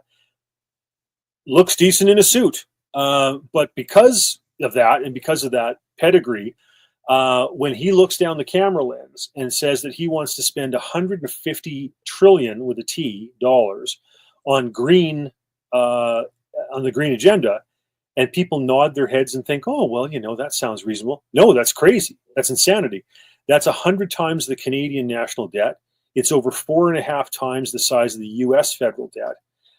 That is an astronomical sum of money. And how is he going to do that? Because the government of Canada doesn't have that money. The government of the United States doesn't have that money. Most governments combined don't have that money. He wants to use central bank digital currency. He is one of the brain children behind this, and use it to manipulate your private finances into his ideas of what you should do with regard to your fuel and your spending and electric vehicles and all this type of stuff. And he does it because, he's smooth and he's slick and he wears a good suit. And he's been a governor of a couple different banks. And so people think, oh, yeah, all right, whatever. But it's really insanity. It's some of the most astronomical sums of money you could possibly imagine for this whole kind of, green pixie dust, DEI progressive kind of stuff, right? Yeah. He actually says he wants to see higher carbon taxes. All right. So essentially, Mark Carney, who could be the prime minister if Trudeau steps down. This is the lunatic that they're talking about making prime minister for a short while. So let's just say, for argument's sake, he gets in March 1st. The Canadian election is in November. That gives him more than half a year to implement a central bank digital currency. Is that enough time for a crazy man like him to do that? If we let him. There are countries where they've attempted this, like Nigeria, for example, and they literally are burning effigies in the streets and protesting and causing problems at the banks, because what they do is they get rid of the large currency. They get rid of like the $50 dollar notes, the $100 notes, and people were literally walking around with wheelbarrows full of small, bill currency. It's a terrible scenario. Excuse me, I got something in my throat. And so yeah, this stuff is real. It's what these globalists plan. Mark Carney is one of the brains behind this stuff, and it's going to mean tremendous hardship, not only for Canada, but this guy's going to try to sell it to the European Union and other countries. And we need to have somebody like Donald Trump that says, no, I don't want to have one crypto to rule them all. I don't want central bank digital currency. I don't want to go down this route. See, like China loves this stuff because they know that people want to get their money out of the country. So if you don't have cash and it's merely an agreement between the various central bankers over what the exchange rate is, then it's impossible to go to a cab driver in Shanghai or something and do a different exchange rate than what the government offers. Like that's the thing when you go to like Havana in Cuba, or you go to Venezuela and Caracas. There's what the government offers you as the official exchange rate, and there's what you can do as private deals on the side, which is the real market exchange rate. Well, if you get rid of cash, that's not possible. So dictators love that stuff. Vladimir Putin, Xi Jinping, they love this stuff because it means that everybody's trapped into their bogus exchange rates that they set by the central banks, and it therefore keeps their currency inflated at a higher rate than what it should be. They love this stuff. But if you love freedom, don't let the dictators win in terms of telling you what the value of your money is. And that's one of the reasons we should go back to the idea of having a precious metal and a fractional reserve, because that's the way you really preserve wealth. If Mark Carney gets in, do you think Trump's going to let him stay in office? Well, Donald Trump rightfully had problems with Justin Trudeau, as we all only 20% of Canadians still support the guy, who they are, whatever. I mean, even the Liberals are turning on him, thank goodness. Mark Carney is bad. He's going to make Trudeau look good, because Trudeau is kind of this, guy who reads his talking points. But Mark Carney is more of a globalist. He's more of one of their actual prodigies and brains behind this type stuff. If Trudeau looked down at camera, Liz, and said he wanted to allocate $150 trillion to green initiatives, people would laugh. They would laugh if Stephen Guilbeault said that as a minister in charge of the environment in Canada. But when Carney does it, they're actually taking it credibly. And the problem is he could actually bamboozle some of the Europeans and others into thinking this is a plausible idea. So he's more dangerous than Trudeau. Smoother, slicker, more dangerous. Is he really that charismatic that he could say to just literally go to some place and say, hey, we're going to go between 10 and 100 times our current national debt to build green energy, and have everyone say, like, yeah? Is he really I'm not sure it's that he's charismatic in the sense that he believes he's got well, maybe he does. Maybe he does sense he has a divine mission or some sort of, otherworldly, element to him to do this. And this is his mission while he's here on Earth. Maybe. But I think the problem is he's the gray man. He's what they refer to in intelligence and espionage communities as kind of the guy who just, floats there and doesn't get noticed and whatever, and doesn't ruffle feathers. Like Trudeau can come across as a clown, right? He puts on blackface. He wears inappropriate headgear. He appropriates other cultures and kind of dresses up. Like, he plays Mr. Dress Up. But Mark Carney's not going to be that stupid. He's never shown that before. And so he's just more credible. And people are going to buy this stuff. Like, if I had to have if the forces of evil were looking for a salesperson for central bank digital currency, it's not Justin Trudeau, right? He's too laughable. But with Mark Carney, it's much more dangerous. Well, he terrifies me, this guy. And should Mark Carney get in, and please, Uncle Trump, if you are watching this, you go remove him by force. And yeah, man, I was in a court case. This is back in 2021. Conveniently, there was a court case brought against me while I was running for mayor of Calgary, because I was the only real conservative guy saying, don't get needles, don't put on masks. We're going to put the whole city back to work when I'm mayor. So conveniently, someone who was funding Justin Trudeau to the tune of $100 million decided to just magically sue me for defamation of character right in the middle of my campaign. And of course, the entire left-wing audience focused on the fact that I got sued by a guy who's Muslim when his faith had nothing to do with any of the truths that we had divulged about this guy in our media. Well, where it gets insane is there was absolutely no evidence brought in this court case that I had said anything that was untrue. But the lawyer, his name is Jonathan Lysis. He prides himself on being a lawyer of 29 years. The guy's the biggest wimp I've ever met in my life. Tough in court because he's got the judge to protect him. But out in the public, wow, coward. This guy says, Your Honor, Mr. Johnston here has once said to Donald Trump that he would like to see Donald Trump come in and annex Canada, take over Ottawa, and remove the Canadian government by force. Now, and we just can't allow a man who's calling on a foreign government to interfere in our great nation, because he was a left-wing individual who likes to raise money for the pedo people. And I've got evidence on that one too. And the judge saw red when I was accused of saying, which I did say, by the way, I did say, Trump, please remove everybody from Ottawa.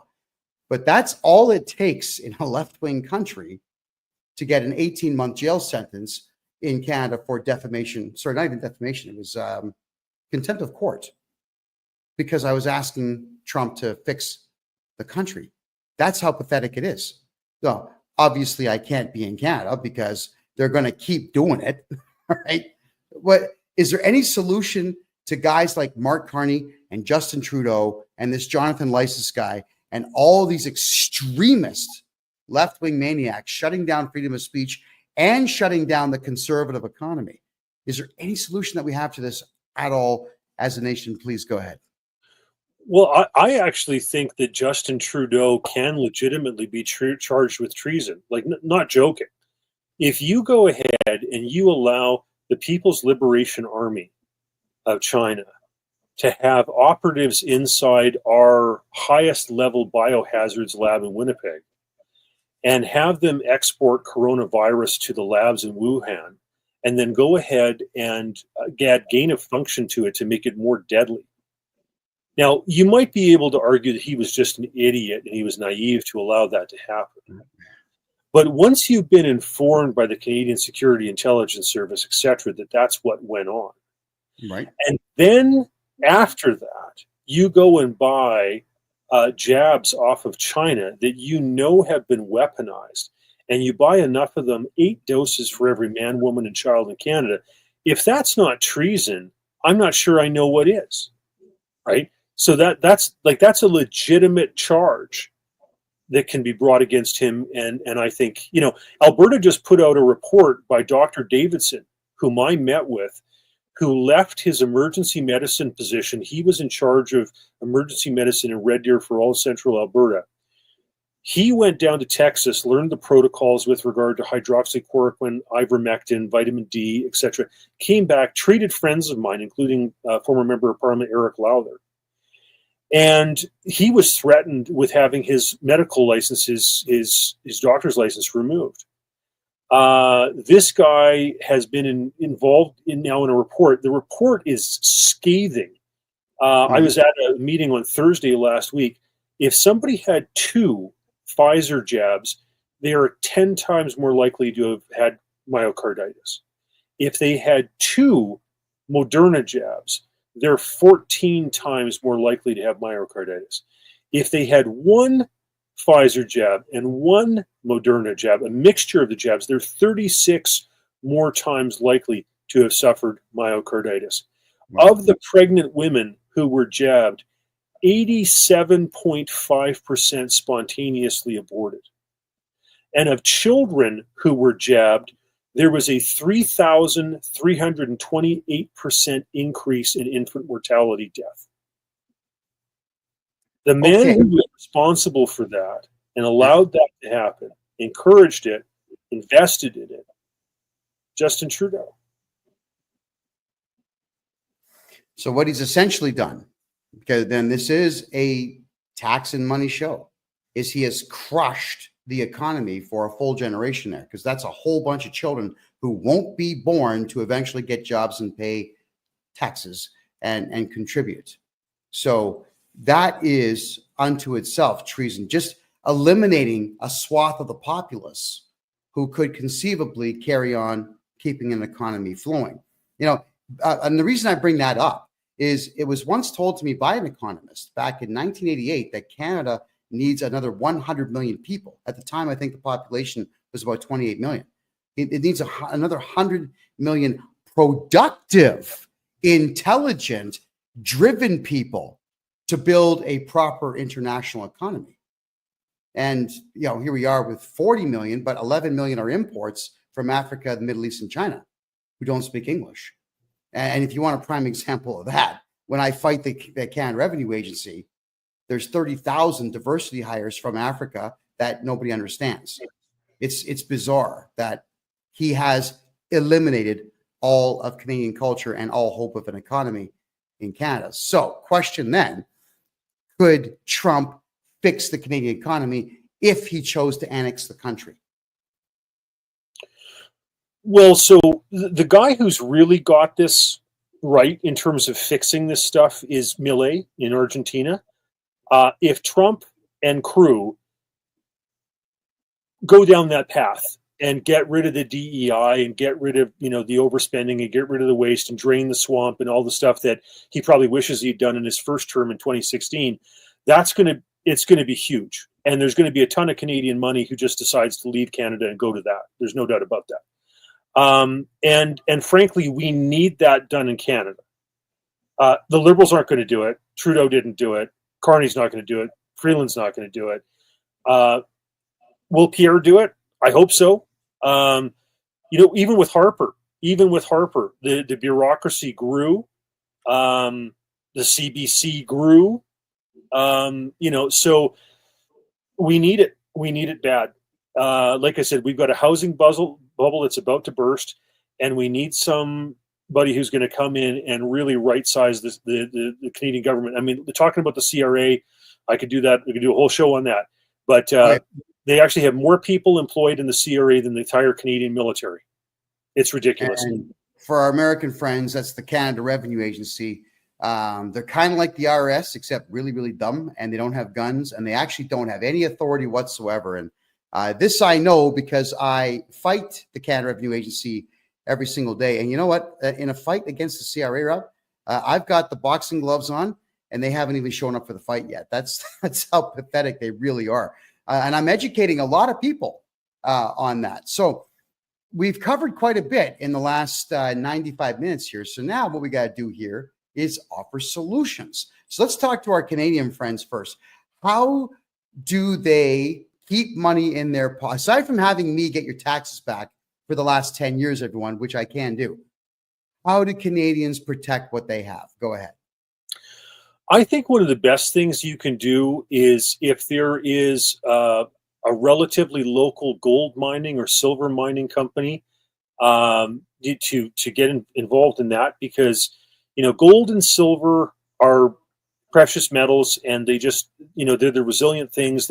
What people fell back on during the Weimar Republic, which could become a global thing, and so that's real. Now Warren Buffett makes a good point, and what he says is that if you took all the gold in the world and put it into a big cube, I think it would be 53 feet by 53 feet by 53 feet. Okay, that's all the gold in the world. And it's not producing anything. It's just sitting there. It's a storage of value, let's say. But if you own a company, a mining company that produces gold or produces silver or produces copper, okay, then you're being productive. You're getting a return on investment with that, as opposed to just having it sit there as a storage of value. There's a lot to be said about having a storage of value, because, like I said, all the governments are going to be inflating money terribly. They're going to be monetizing the debts, so there's value in that. But having shares in some of those companies that actually produce the stuff and have an ROI, great stuff. I would also argue it's hard to beat oil, right? Because it's been effectively the backing of the U.S. dollar since the U.S. pulled out of convertibility to gold in 1971, when Charles de Gaulle wanted to repatriate French gold from the United States to France. Nixon pulled off the convertibility, and then what happened was the Saudis made a deal with the U.S. where the U.S. would provide protection to Saudi Arabia. There's an ongoing feud there between the Iranians and the Saudis and what have you. But anyhow, U.S. would provide protection. The Saudi royal family could get trained in the U.S. Air Force, fly F-16s, etc., all that stuff. In return, the Saudis would make sure that all oil purchases of Saudi Arabian oil were done in U.S. dollars. So that became the petrodollar. So it's hard to say that oil is not a safe bet. I remember Jim Cilia, who was a former member of Parliament for Calgary Centre. He used to say he made a lot of bad decisions economically, financially in his life, but the one thing that always saved him was that every 3 years or so, oil went through its cycle. When people told you, that oil was going to go to $150 a barrel, it was time to sell. When oil was down at $40 a barrel and people said it was going to be worthless and there was no point and everybody was going to be switching over to hydrogen or God knows what, he said that was time to buy. And he said every 3 years or so going through that cycle saved him and buoyed him up economically. So I think those are real. Those are all good investments. If we're going to be going through some financial instability, if the forex exchanges, who knows if the Russians, the Chinese are going to have implosions, if the euro is going to go down, whatever, those are pretty solid. All right. And on a more basic level, because you're talking about gold, silver, and oil. Yeah, I mean, I agree with what you're saying, but will the average person get involved in that? What can Canadians do, let's say, just on a daily basis here to protect themselves from any and all imminent crashes of the Canadian dollar? Well, continue to use cash, because I don't think you really want to find out what a cashless society is like. It's the ramifications in terms of lack of privacy and everything else are going to be drastic. Like, you have to imagine if the CRA, the Canada Revenue Agency, could just say, you know what, Kevin, I think you owe more money than what you've, filed out and self, kind of filled out your taxes for. So we're going to assess you an extra $10,000. Don't worry about it though. We'll just take it out of your e-wallet. Yeah. That's what's coming, folks. That's what Carney wants. Okay. And that's what China has. If you want to understand central bank digital currency, all you got to do is look at the digital yuan in China. That'll tell you everything you need to know. And look at what the Chinese are doing. They are investing in Vancouver real estate, getting their money out of that country as best they can. So you don't want to go there. And so, real estate, has its place. But the problem is, the government tracks all that stuff, whatever. I mean, God knows I've been through my iterations with the CRA. When I sold a property, they took 75% of the equity, and it wasn't based on reality, right? I'm taking the tax court over that stuff. They took way, way, way more money, hundreds of thousands of dollars more than they ever wrote. Yeah, well, let's talk about that one for a quick second here, because I know a lot about that. Obviously, with the tax job I do here, is the Canada Revenue Agency is just assessing everybody. And an assessment in Canada is not what you actually owe. It's a guess.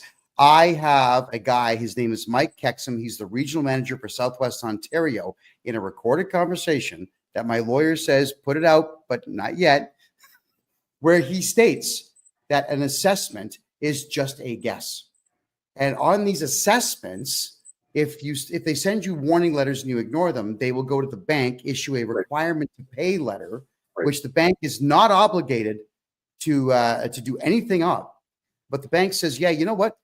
We're not going to take the chance that the CRA sues us, and we know Canadians won't sue us, so let's give the money to the CRA.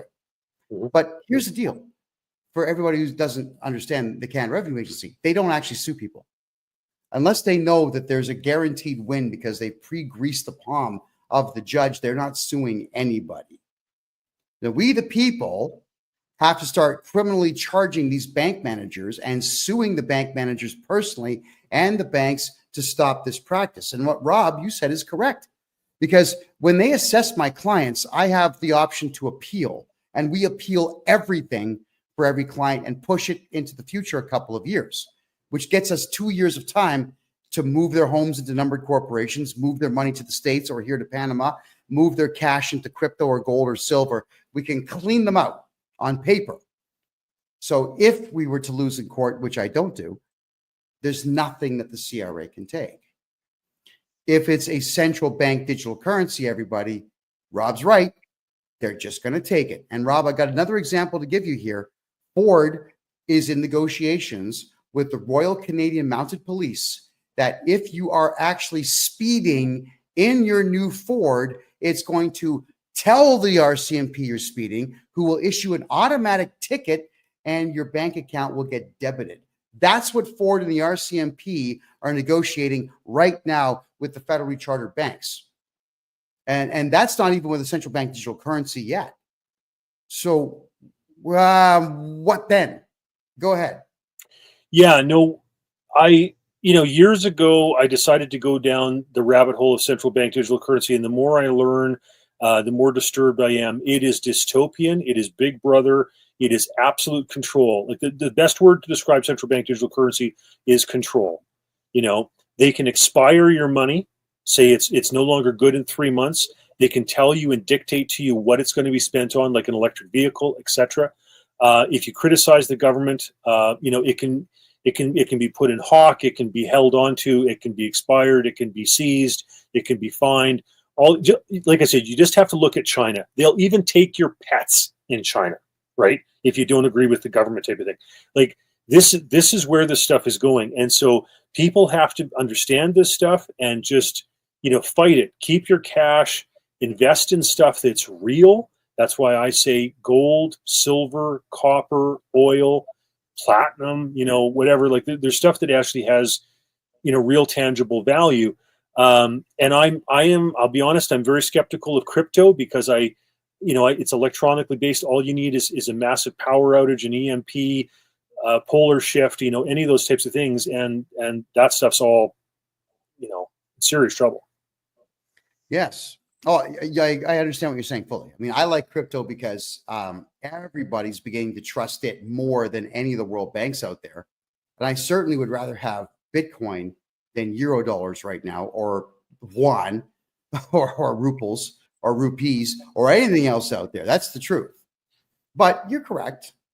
Electromagnetic pulses are not as difficult to create as we originally had thought. It could happen. But I mean, that would also affect the banking system too, equally as much, I would think. So I've often said this: if you want to shut down the economy, just get a bulldozer and attach a chain to those big power towers all over Canada and all over the United States, and just drive, and they'll all come down. That'll kill power in a town for a few days. That's enough to cost billions of dollars. It could actually put people out of work. Now, when they put the towers back up, you tear them back down. That's all it would take to shut down the banking system anyway. So I just have to, I guess we'll say, politely state that Canadian money and Bitcoin are subject to the exact same thing, because I don't think that the Canadian dollar is stored in safes anywhere. I think it's just out there as digital numbers. Tell me if I'm wrong, please. Yeah, no, I mean, like I said, there's been so many mistakes made on the currency and monetary fronts over the last number of decades. The last coin that we had in Canada that was based on any real precious metal in it was the penny, right? That's gone. We got rid of silver in our coins back in the 60s. We got rid of the gold bullion reserve back in the 60s.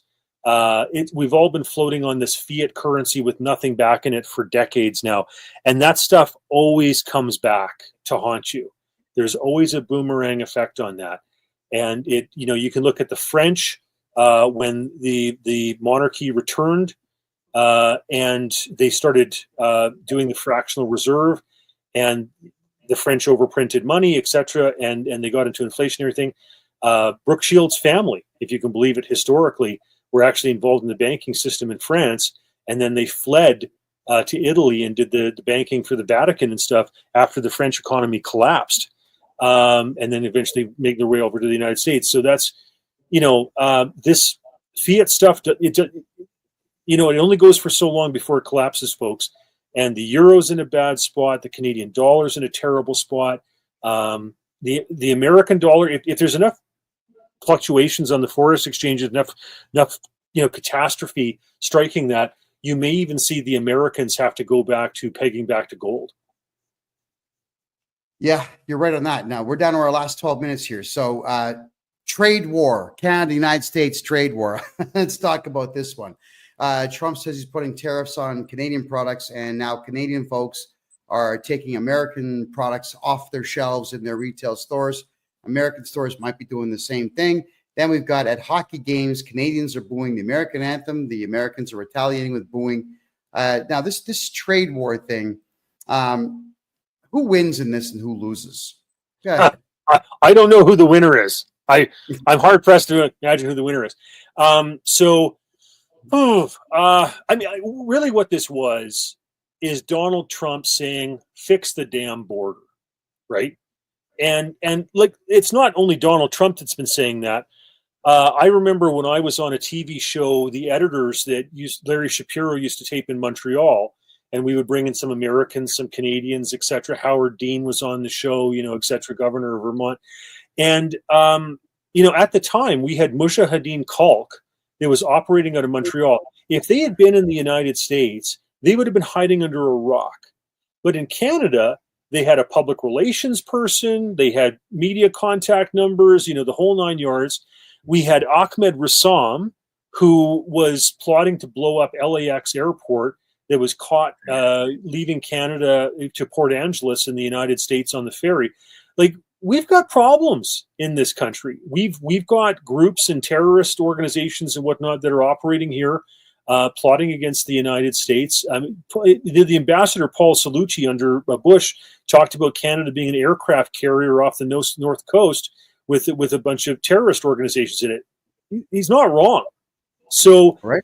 There's things that need to be fixed. We've had CSIS agents for years talking about, and you were right in your introduction when you said they get ignored. Like, how frustrating would that be to be a CSIS analyst who is looking at these terrorist organizations, recommending that they be put on a terrorist list, And the government ignores it, doesn't do anything about it, because the prime minister has the largest Islamic population riding in the country in Papineau in Montreal. It's disgusting. And I understand why Trump's frustrated. And he's basically saying, like, fix it. Canada is spending like 1% of our gross domestic product in the military. The United States spends 3% on something that's 10 times the size as an economy or, population, etc. So that, what does that mean? They're spending 30 times the amount of money. We have to pull up our socks. He's right. And so, yeah, it doesn't make sense that, people aren't able to buy Canadian maple syrup more cheaply, or that, Americans aren't able to, sell their products here, and you decrease the purchasing power of both Canadians and Americans in doing tariffs. I think he's just trying to wake us up and say, fix the border. Well, you heard it here first, Canada. I mean, Trump does not want to bankrupt you because he's sinister. The guy he's a patriot, for God's sakes. Donald J. Trump is well aware of the fact that his demeanor and his attitude and his way of doing things would be successful in one country in the world only, the United States of America. He's fiercely loyal to the country that allowed him to be a billionaire twice over.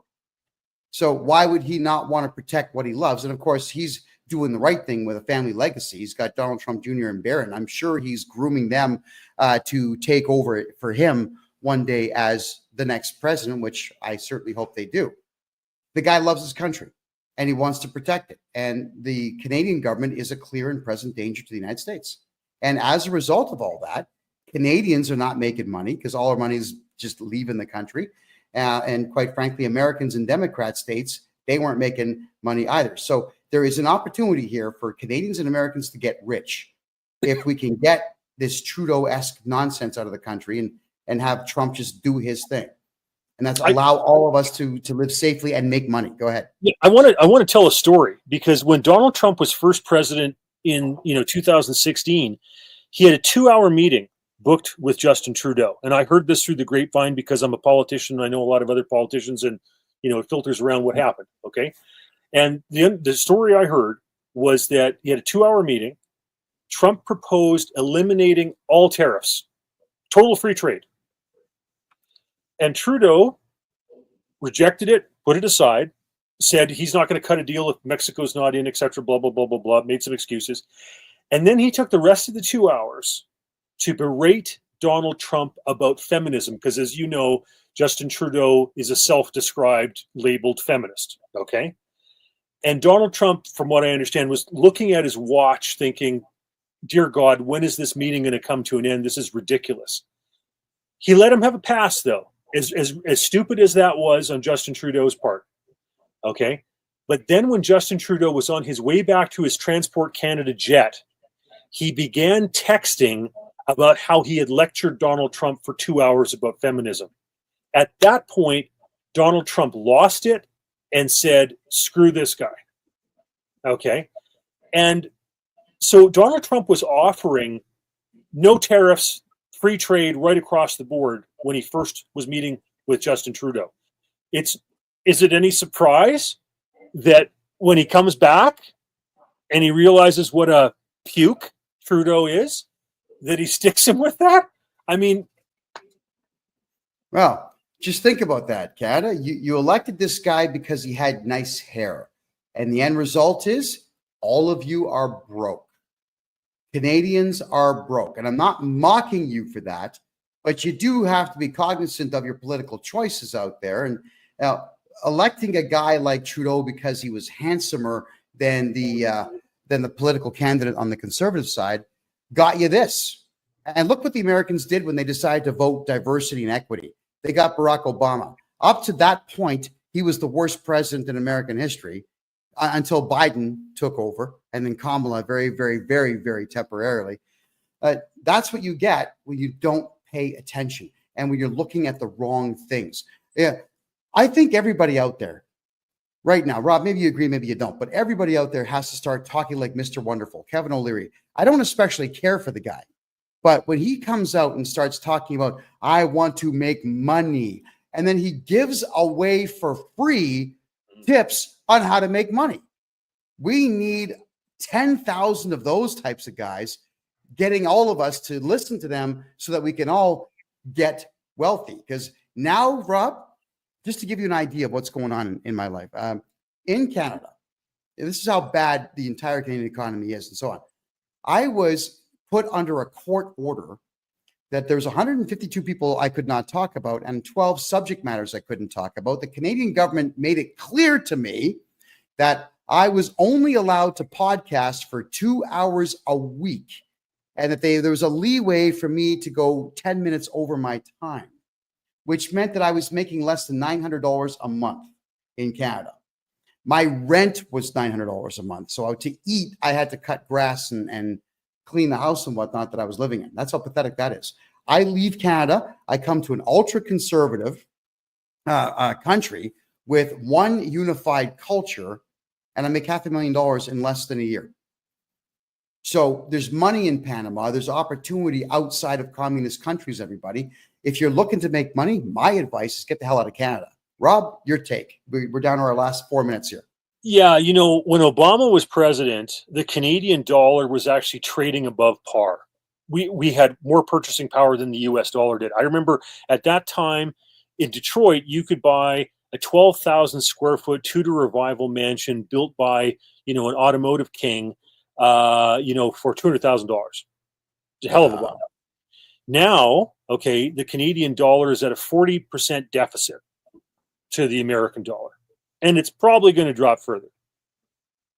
So, it's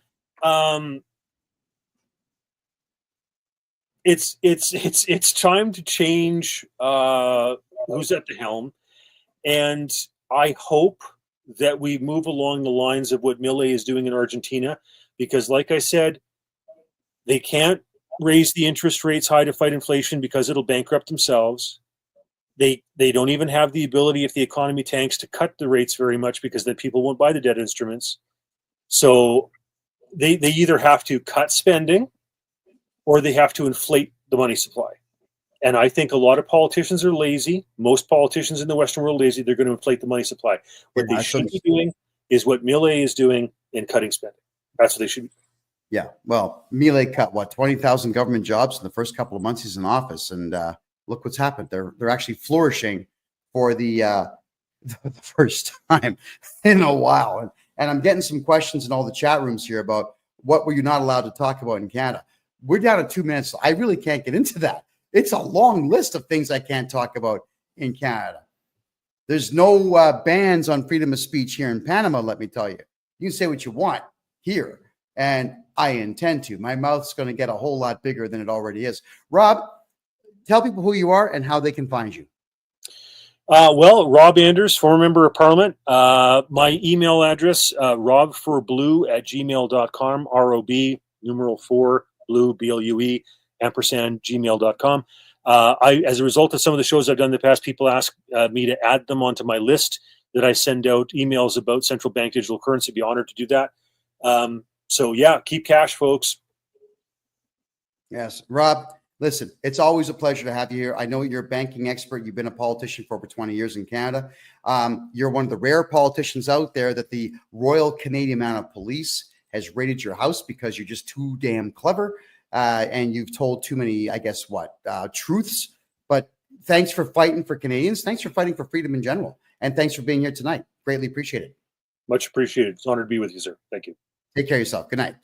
Wow, that's Rob Anders, everybody. Check him out right there. Always a pleasure to have him on the show. I'm grateful beyond reproach that he's able to give us some time to talk tonight about these very pressing issues. Now, I know it sounded more like a bit of a political show tonight, everybody, but I want y'all just to be aware of the dangers of bad leadership, but also to pay attention to what really is going on, because I do want Canadians to be wealthy, whether you think so or not.